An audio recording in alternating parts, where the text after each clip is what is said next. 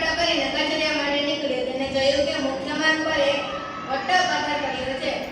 આ પથ્થર કોણ ખસેડશે તે જાણવાની રાજાની ઈચ્છા થઈ. રાજાએ પથ્થર નીચે ચીઠી અને એક સોના મહોર મૂકી.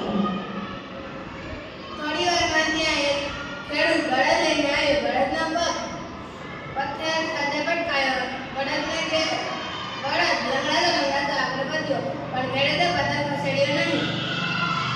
થોડી વાર પછી ત્યાં એક ઘોડાગાડીવાળો આવ્યો. ઘોડાગાડીવાળો મસ્ત ગીત ગાતો આવતો હતો.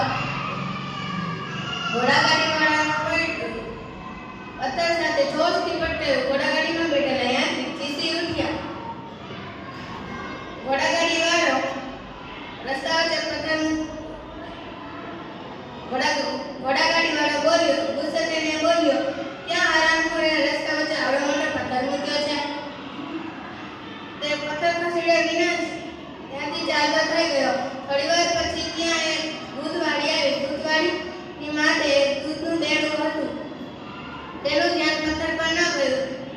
તે પથ્થર સાથે ઠેસ ભાગી અને પડી ગઈ. તેનું બધું જ રૂપ જોડાઈ ગયું. દૂધવાળી રસ્તા વચ્ચે પથ્થર મૂકનારને ગાળો અને ખોટકો પણ દેતી ચાલી ગઈ. તેને પણ પથ્થર ખસેડ્યો નહીં. થોડી વાર પછી ત્યાં એક વિદ્યાર્થી આવ્યો. વિદ્યાર્થીએ જોયું કે રસ્તા વચ્ચે મોટો પથ્થર પડ્યો છે અને તેમાં ભૂત ઢોળાયેલ છે. તેને લાગ્યું કે આ પથ્થર ઘણાને નડતો હશે.